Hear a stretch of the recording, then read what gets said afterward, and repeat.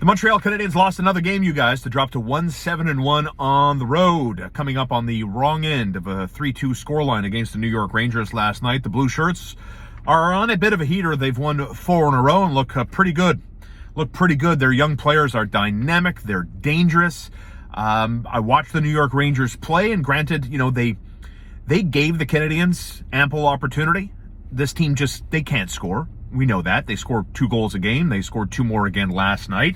Good to see Christian Dvorak get off the schneid, pot a goal. Josh Anderson also scored.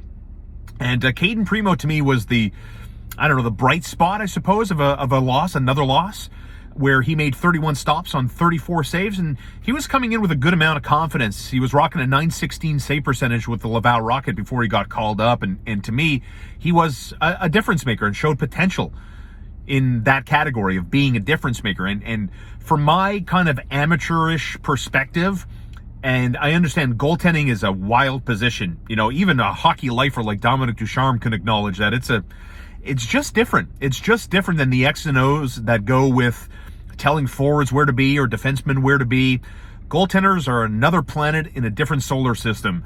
So when I see Caden Primeau's one game to work with as a sample size versus that of Jake Allen, who, by the way, is concussed after Jeff Petrie threw Dylan Larkin into him, the fact that Caden Primeau is aggressive, the fact that Caden Primeau comes out of his blue paint and challenges shooters and gives them a smaller target to shoot at is a major difference maker from Jake Allen's style of play versus Caden Primeau's style of play. And I told you late last week, early this week, that if Caden Primeau got called up, Caden Primeau's net is his. I wanted to see him play last night. Check. I want to see him to play tomorrow against Pittsburgh, and I want to see him Saturday against Nashville. 3 games this week, no back-to-backs. Jake Allen is concussed. We've seen Montaigne blow out plenty of times. He is not an NHL caliber goaltender. He is not a number 1. He is not a backup. He's like a 3C, I think. And with that in mind, let's see what you got in Caden Primeau. Let's see what you got when it comes to a prospect that you've taken your time. You've developed a lot of energy and money into developing this asset. This is a team going nowhere this season. I hate to break it to you guys, but they are not going to make the playoffs. They are going to be one of the worst teams in the National Hockey League this year. And by the way, Arizona won last night. So what are we doing? Treading water? No, let's figure things out. So with that in mind, before I get into Geoff Molson here, a lot of people want Geoff Molson to talk. I want to talk about the best line on the ice last night, and that was Christian Dvorak, Jonathan Drouin, and Josh Anderson. I don't think it was a coincidence that the Dvorak line was the best line on the ice last night. Two reasons. One, the New York Rangers allow zone entries. They made the Canadiens look decent offensively, I thought, last night. Nick Suzuki, zone entries. Jonathan Drouin, I think, is the best player when it comes to zone entries on this team. He had ample opportunity. And so when I watched Jonathan Drouin back in the fold like he was yesterday when he missed the previous 6 games, Josh Anderson is a better player when Jonathan Drouin is on his line. Why? Because I think Josh Anderson is a straight line player. Drops the shoulder, skates hard, plays that kind of north-south game, right? Like, you know what you're getting when Josh Anderson has the puck on a stick. Jonathan Drouin is more of an artiste. Jonathan Drouin is more of a zig and zag to Josh Anderson's straight line player. So when you have a player like Anderson that can play that kind of power forward game, it provides more freedom for Jonathan Drouin. It provides more freedom for Josh Anderson to simplify his game. And with Drouin's ability and his vision, I'm not surprised that was the best line. So I think as Jonathan Drouin goes, Josh Anderson goes. And a wild prediction for you, I'm going to call it now. I think Jonathan Drouin is going to finish the year as the leading point getter on the Montreal Canadiens. And if you notice something, because I've noticed it, what's kept Jonathan Drouin from really becoming the player that a lot of people think he'd be by now? I'm going to say it's endurance. I'm going to say it's cardio. I'm going to say it's fitness. Not to say, look, I'm not saying Jonathan Drouin's out of shape. I'm not saying that at all. I'm not saying Jonathan Drouin is a chubby hockey player. No, it's not what I'm saying. But when it comes to this level of athlete, there is the guy that works out twice a day, every day in the summer, And then there's the guy who, goes on the bike a little bit and spends more time lakeside than he does gym side. And I think Jonathan Drouin was that player. I think Jonathan Drouin has been touched by the god of hockey. And I think, like a lot of players, talent takes you so far, but work ethic and fitness, dedication takes you to another level. And I think Jonathan Drouin has learned that lesson. So that's my takeaway on the positive side. When it comes to Geoff Molson, the owner of the Montreal Canadiens, and Marc Dufour in the Journal de Montréal wrote about him today saying, what's going on? Who's home? Anybody home here? Knock, knock, knock, knock. Hello, McFly, anybody home? I'm more fascinated, not that Geoff Molson has been silent. I'm more fascinated to know what is going on behind the scenes with Montreal. Like, if Geoff Molson has designs of replacing Marc Bergevin, has he kicked tires? If they want to replace the coach, have they kicked tires there? What about the draft? The Montreal Canadiens, I repeat myself, are going nowhere this season. You know where the draft is going to be held this summer? Right here in Montreal. This is a massive draft.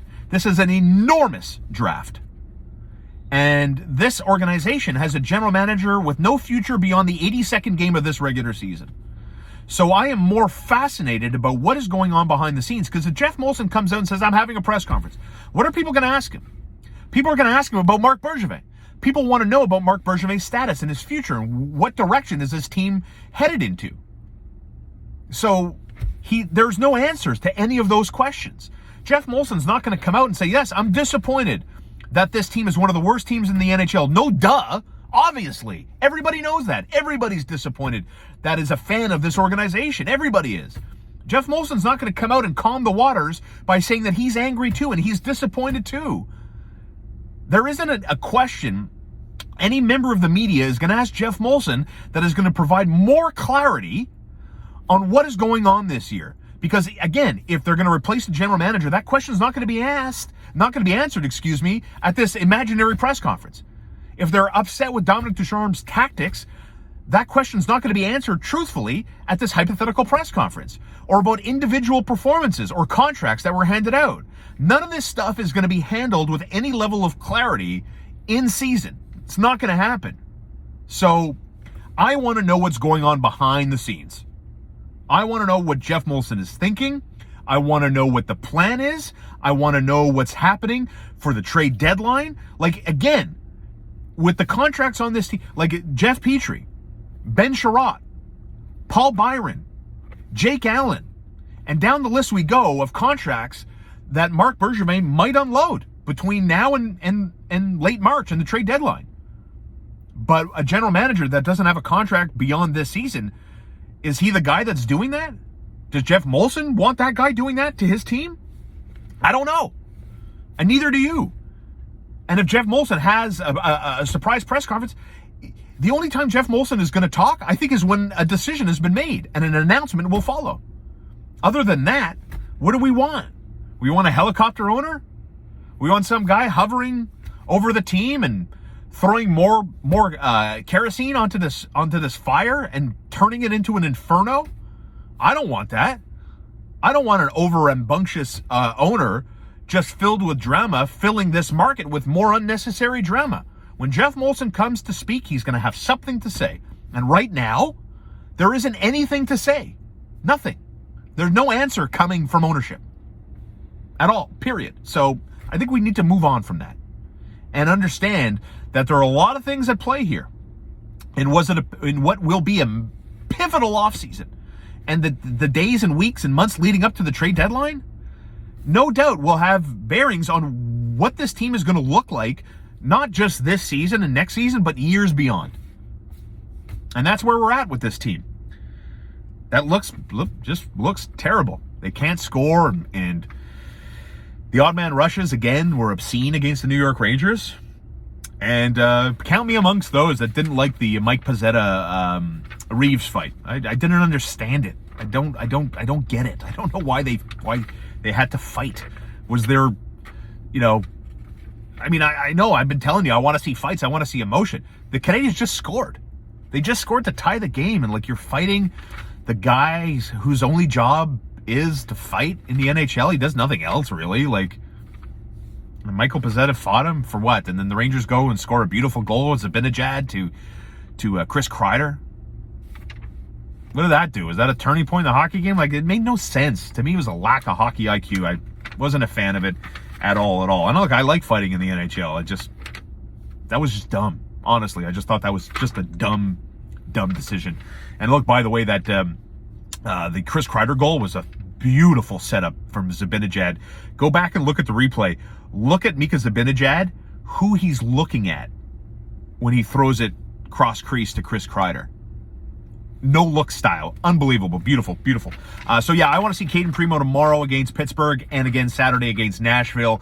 In the car with Starr, presented as always by Poutine Ville Vaudreuil Dorion, Ash Gregoire, Shaman and Nissan, and my friends at K-Stop Gas Bar and Depanneur, Highway 138 in Ganawage. I keep telling you, stop paying premium prices for premium fuel. There are options at your disposal, and K-Stop Gas Bar on Highway 138 in the Playground Poker parking lot is one of those options. Shop local, save money, and I'll see you Saturday, November 20th. That's this Saturday. Joey Elias and friends in what promises to be a fall off your chair funny show at Poutine Ville Vaudreuil. They've added the Friday show because I kept telling you that Saturday show was going to be sold out. Boom, it's sold out.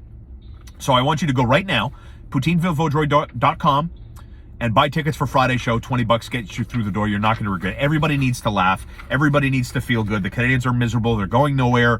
This is just going to be how it is this season, my friend. So let's go have a laugh together. I'll see you at Poutine Ville Vaudreuil Dorion Saturday night. Joey Elias and friends. If I don't see you there, tell me about it if you go there Friday.